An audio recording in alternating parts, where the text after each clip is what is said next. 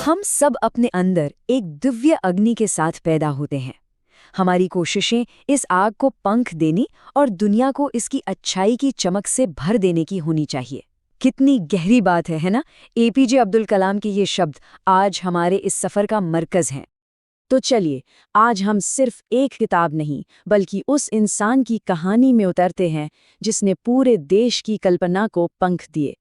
चलिए, wings of fire के पन्नों को पलटते हैं। असल में विंग्स ऑफ फायर सिर्फ एक आत्मकथा से कहीं बढ़कर है। इसे एक तरह का सोशो कल्चरल डॉक्यूमेंट भी कह सकते हैं। एक ऐसी कहानी जो एक इंसान की निजी जिंदगी को आज़ादी के बाद के भारत की टेक्नोलॉजिकल उड़ान के साथ जोड़ देती है। तो डॉक्टर कलाम की उन बड़ी बड़ी उपलब्धियों को समझने के लिए हमें थोड़ा पीछे चलना होगा, उस इंसान को समझना होगा जो इस मिशन के पीछे था। और ये कहानी शुरू होती है एक छोटे से द्वीप शहर रामेश्वरम से।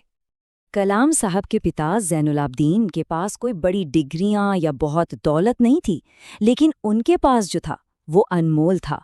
ज़बरदस्त समझदारी और एक सच्चा बड़ा दिल। उन्होंने ही कलाम को वो बुनियादी बातें सिखाईं जो किसी भी किताब में नहीं मिलती। ईमानदारी, सेल्फ डिसिप्लिन और प्रार्थना की ताकत। और उनका बचपन कैसा था, सोच कर देखिए। एक मिडिल क्लास तमिल मुस्लिम परिवार में जन्म हुआ। घर था मस्जिद वाली गली में, लेकिन आस पड़ोस में कई हिंदू परिवार भी थे। और सबसे खास बात, उनके पिता के सबसे अच्छे दोस्त थे रामेश्वरम शिव मंदिर के मुख्य पुजारी पक्षी लक्ष्मण शास्त्री। उनकी माँ आशियम्मा का दिल तो इतना बड़ा था कि कहते हैं वो घर के लोगों से ज्यादा बाहर वालों को खाना खिलाती थी। यही माहौल था, सादगी और एकता से भरा, जिसने उनकी पूरी जिंदगी की नींव रखी। और ये कीमतें सिर्फ किताबी नहीं थीं, बल्कि उनकी जिंदगी का हिस्सा थीं। इसका एक किस्सा बहुत मशहूर है। जब एक नए टीचर ने क्लास में मजहब के नाम पर उन्हें पीछे की बेंच पर बिठाने की कोशिश की, तो पता है किसने दखल दिया? मंदिर के वही मुख्य पुजारी। उन्होंने उस टीचर को साफ साफ कह दिया, या तो माफी मांगो या ये द्वीप छोड़कर चले जाओ। कितना बड़ा सबक था ये, कि समाज में फैली नाइंसाफी के जहर का सामना करना ही पड़ता है। तो सवाल ये उठता है कि रामेश्वरम का ये लड़का साइंस की दुनिया के शिखर तक पहुंचा कैसे? देखिए, ये सफ़र बिल्कुल भी आसान नहीं था। ये कहानी है जिद की, मेहनत की और बहुत सारी मुश्किलों को पार करने की। अगर हम उनके सफ़र पर एक नज़र डालें तो 1950 में सेंट जोसेफ कॉलेज से बीएससी किया, 1954 में मद्रास इंस्टीट्यूट ऑफ टेक्नोलॉजी में एरोनॉटिकल इंजीनियरिंग के लिए दाखिला लिया, 1958 में डीटीडीपी में एक साइंटिफिक असिस्टेंट के तौर पर काम शुरू किया और 1963 तक तो वो नासा के लैंगली रिसर्च सेंटर में पहुंच गए।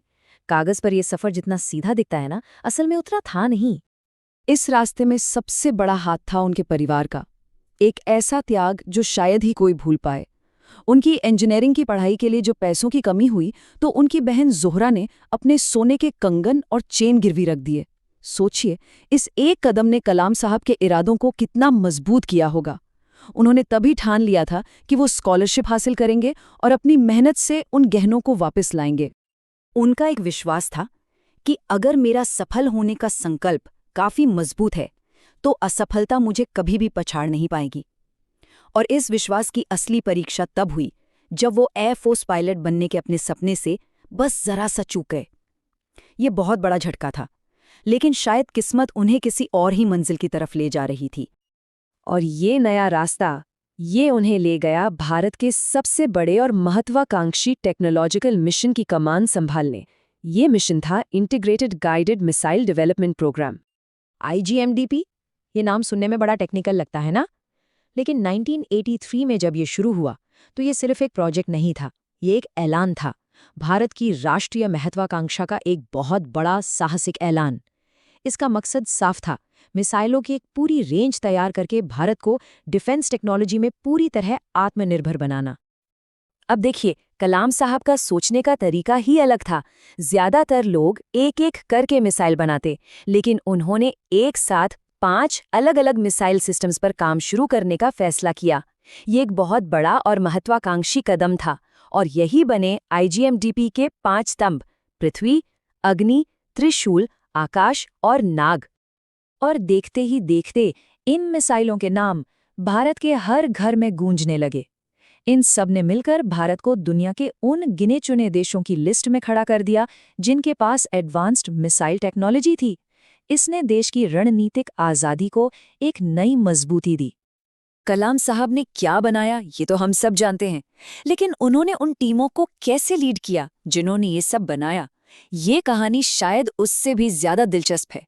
ये कहानी है साइंस की, जिसमें आत्मा भी बसती थी। उनकी लीडरशिप का स्टाइल, जिसे हम सर्वेंट लीडरशिप कह सकते हैं, उस वक्त के वेस्टर्न मॉडल से एकदम अलग था। जहां एक तरफ व्यक्तिगत नाम और शोहरत पर जोर था, वहीं कलाम साहब का फोकस था सबकी जीत पर। उनका मानना था कि एक सच्चा लीडर वो है जो दूसरों को आगे बढ़ाए, न कि सिर्फ अपनी कामयाबी का ढिंडोरा पीटे।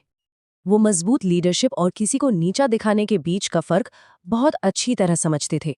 वो कहते थे, अगर आप किसी को अपमानित करते हैं तो आप उससे नतीजों की उम्मीद नहीं कर सकते, और ना ही आप उससे क्रिएटिव होने की उम्मीद कर सकते हैं अगर आप उसे गाली दें या उससे नफरत करें।